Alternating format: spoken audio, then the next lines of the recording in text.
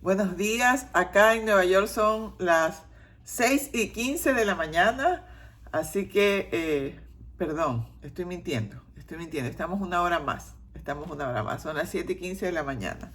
Ustedes están más tempranito, están una hora antes en este momento, todavía no hay el cambio de horario. Así que hoy día me toca la parte del día miércoles de nuestra lección de escuela sabática. Esta semana es una semana maravillosa que estamos estudiando el tema que dice, hola Sandrita, gracias por ese saludo, cómo vivir la ley, ¿ya? Y esta parte es realmente impactante y es sumamente importante porque nosotros debemos entender que la palabra de Dios nunca quiere que nosotros seamos humillados, seamos maltratados. Dios no quiere eso. Dios es un Dios de amor y muchas veces se utiliza lo que vamos a estudiar hoy día para maltratar a las otras personas y muchas veces se utiliza como pretexto, ya sea hombres o mujeres, para dejarnos maltratar por otros. Entonces recordemos que la forma en que estaba el pueblo de Israel cuando se dan las leyes, era un pueblo que realmente había crecido conociendo todo lo que significaba irrespetar a Dios. Tener otros ídolos, pasar a los hijos por fuego, es decir, darlos por sacrificio, comer cosas que no eran adecuadas. Ellos venían de haber estado formados en un sistema totalmente alejado de las normas de Dios, a pesar de ser el pueblo de Israel. Es más, se mezclaron con los egipcios y muchos de los que habían ahí tenían o papá egipcio o mamá egipcia y era hijo de un hebreo y un egipcio, la mayoría de ellos. Entonces Dios manda los 10 mandamientos como la ley moral que debía permanecer por los siglos de los siglos. Pero ¿qué pasaba con el pueblo de Egipto? Necesitaba leyes en cuanto a su forma civil de vivir, leyes de salud, leyes de cómo llevarse con sus amigos y con sus hermanos, de cómo convivir. A mí me impactaba mucho cuando yo era niña y yo leía que sí, que el esclavo que solo podía ser esclavo 6, 7 años y después de eso ya quedaba libre. Y yo decía, ¿cómo Dios pudo haber normado el hecho de que hayan esclavos? Y es que realmente cuando nosotros leemos la palabra de Dios, es muy importante que veamos el contexto histórico y el por qué se hacían las cosas. Entonces, en aquella época, las personas eran muy desordenadas en sus hábitos económicos. Entonces gastaban y prestaban dinero y después no tenían para pagarlo. Como no tenían para pagarlo, entonces lo que se hacía es que, a ver, no tienes dinero para pagarlo, entonces me vas a servir 6 años para que en esos 6 años me pagues lo que me debes y al cabo de que me hayas pagado te dejaba libre. Entonces era una manera de normar. ¿Por qué? Porque de lo contrario, esa persona, el dueño de la deuda, te iba a estar cobrando y te iba a estar martirizando la vida. Entonces era una forma, sí, una forma, la palabra exacta es justa para Dios de cómo nos debíamos comportar. Tú no querías ser esclavo, entonces no andes prestando el dinero que no ibas a poder pagar después. Ahora, en esa esclavitud, tu amo, entre las leyes, no te podía maltratar, no te podía tratar de una manera injusta. Ahora bien, recordemos que esa ley no era una ley democrática. Dios decía, si pasa esto, haces lo de acá, porque Dios conocía cómo es el corazón de la gente. No hace mucho yo vi una serie en televisión acerca de un juicio que hubo últimamente, hace algún tiempo, con el avance de la tecnología. Ahora se puede hacer muchas pruebas para saber si una persona fue culpable o no. Antes no habían las pruebas de ADN con la facilidad que hay ahora. Entonces, si hay alguna ropa de una víctima y se ve en esa ropa de la víctima, se puede estudiar, hayan pasado 10, 20 años, 30 años, el ADN del agresor. Entonces se ha descubierto que hay personas que incluso han pagado con pena de muerte y después resulta que hacer el estudio del ADN quien había sido el culpable era otra persona y se mató a esa persona injustamente. Pero en la época del Éxodo, cuando Dios decía, ese es culpable, apedréalo, es porque Dios sabía cómo era el corazón de la persona. Las leyes de Dios eran justas y en esa época los jueces se sometían totalmente a la voluntad de Dios. Estaba Dios hablando en el monte Sinaí con Moisés a través de Jehová que se presentaba y hablaba con él. Hablaba. Entonces, en ese momento había una comunión total con Dios. Pero ¿qué pasa cuando vino Jesús? El pueblo de Dios se corrompió. Entonces, el día de hoy nos toca leer lo que Jesús decía en Mateo 5, del 38 al 48. Lo vamos a tratar de desmenuzar un poco para que podamos entender realmente lo que Dios nos dice. Mateo 5, 38 al 42 dice: Oísteis que fue dicho ojo por ojo y diente por diente. Si te mataba, si te robaba, entonces te tenía que devolver lo mismo que se había robado. Si de pronto violaba a tu hijo, entonces tú tenías derecho, ojo por ojo y ojo por diente, a matar al agresor, etcétera, etcétera.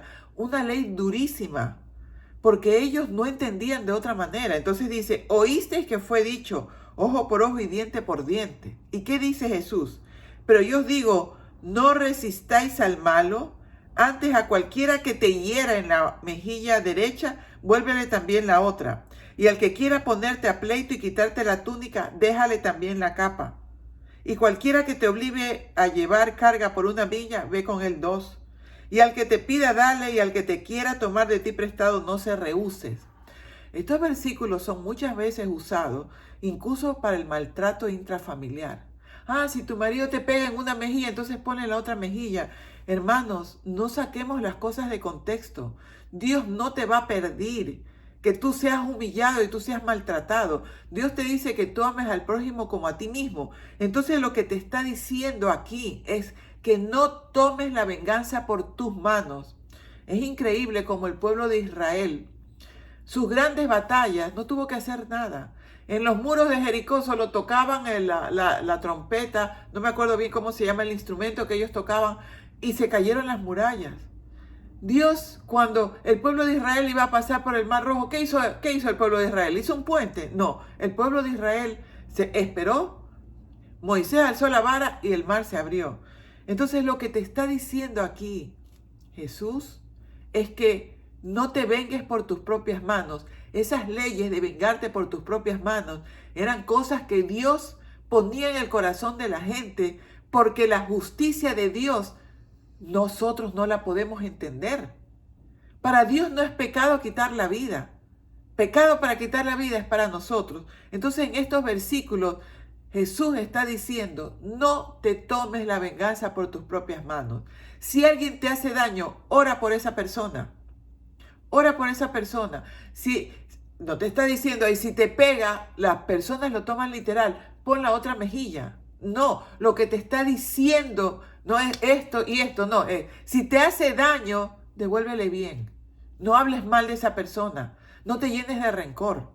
Y más adelante, a partir del 43, dice, oíste que fue dicho, amarás a tu prójimo y aborrecerás a tu enemigo. Pero yo os digo, amad a vuestro enemigo, bendecid a los que os maldicen, haced bien a los que os aborrecen y orad para los que os ultrajan y os persiguen, para que seáis hijos de vuestro Padre que está en los cielos, que hace salir su sol sobre malos y buenos y que hace llover sobre justos e injustos. Porque si amáis a los que os aman, ¿qué recompensa tendréis? ¿No hacen también lo mismo los publicanos? ¿Ok? ¿Qué es lo que te está diciendo Dios? Que no detestes, no odies, no te llenes de rencor. Cualquier cosa que te haya pasado. La tendencia humana es a llenarte de rencor hacia esa persona. Amar a quienes te hacen daño es bien complicado. ¿Ya? Humanamente es imposible.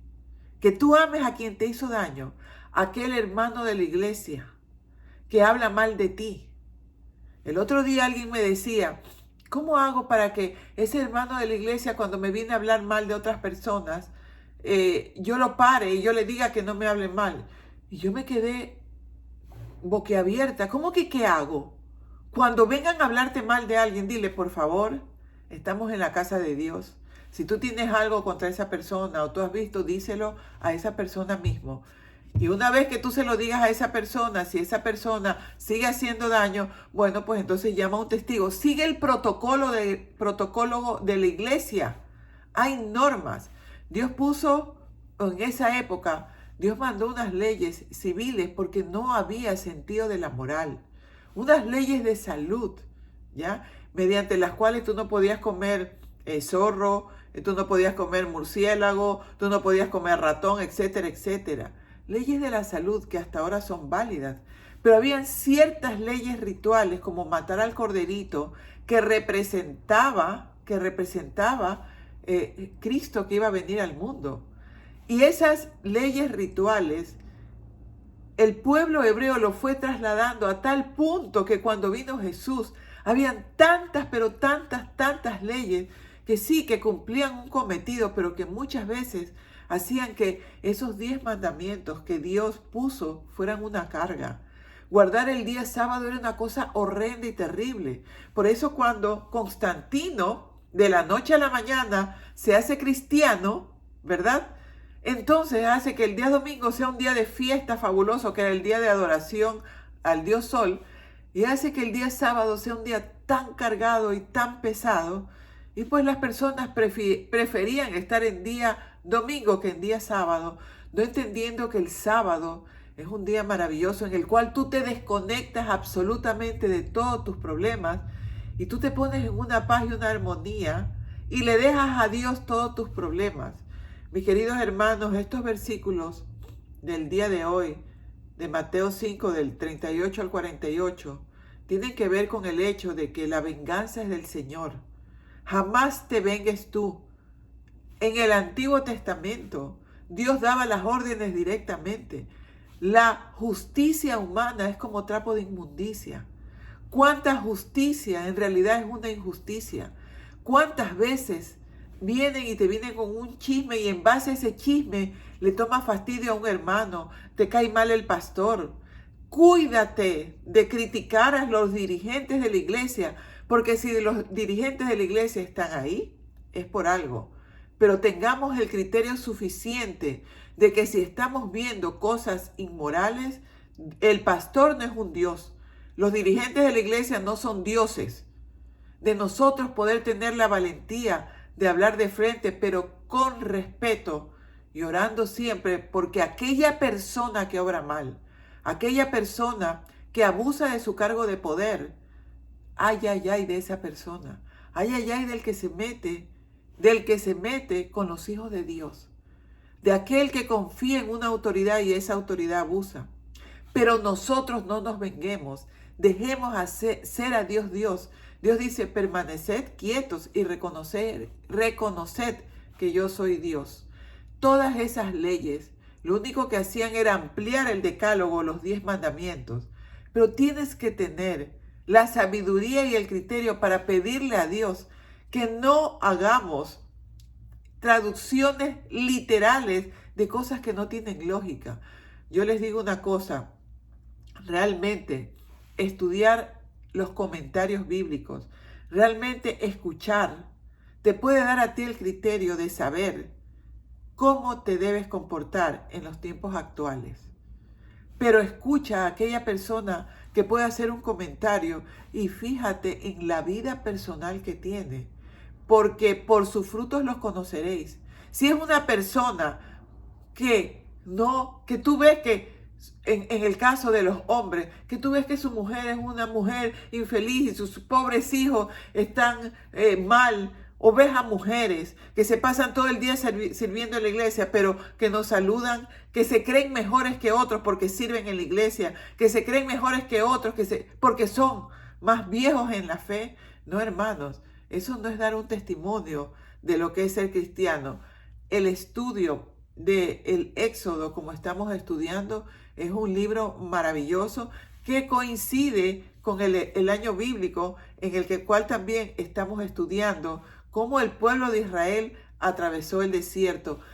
Yo siempre me pregunto, ¿cómo hacían? Ellos no tenían realmente una casa, ellos no tenían un baño higiénico como lo tenemos ahora, tenían que irse lejos para poder hacer sus necesidades fisiológicas, cavar y enterrar. Realmente debemos entender, cuando leamos la palabra de Dios, cuál era el contexto histórico y pedir a Dios el discernimiento, porque las leyes morales no cambian. No debemos matar, y estar hablando mal del prójimo también es una forma de matar. Por favor, que sea cuando abres los ojos, tu primer acto, agradecer a Dios porque amaneciste vivo.